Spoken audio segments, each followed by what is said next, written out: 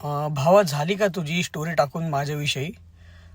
मी एकटा उलट्या दिशेने पळालो, एकटाच गर्लफ्रेंडच्या मागं गेलो, ग्रुपपेक्षा वेगळं काहीतरी करा, एकटं निघा.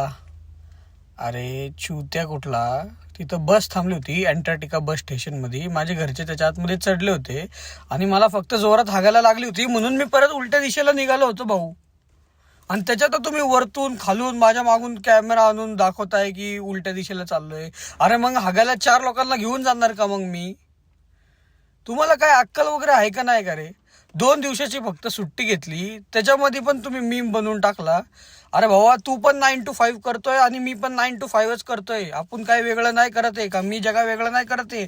जग इकडे चाललंय, मी तिथे चाललोय नाही. भाऊ, स्वतःकडे थोडंसं लक्ष दे. हा, कळलं का तुला?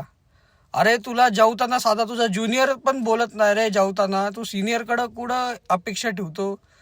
आणि तू माझ्याविषयी बोलते का मी जगा वेगळं? भाऊ, मी जगा वेगळं काय नाही करत. तू पण 9 to 5 करतोय आणि मी पण 9 to 5 करतोय. आणि हा विषय इथंच जाणार आहे आपलं. भाऊ, हप्तेभर तुझा बघ पगार नाही आलाय आणि तुझे हप्ते चालू आहे. तुला थोडीशी लाज वाटते का? माझी स्टोरी टाकतोय तू. मी जगा वेगळं करतोय. भाऊ, काय नाही करत आहे. मी पण सकाळी 9ला पंचिंग करतोय, 7:07ला पंच आउट करतोय.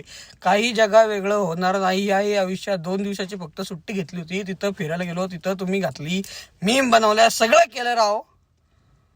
आता भाऊ कामाला लागा, टार्गेट कम्प्लीट करा, आता ती सुट्टी पण तुमची लीव अप्रूव्ड होणार नाही.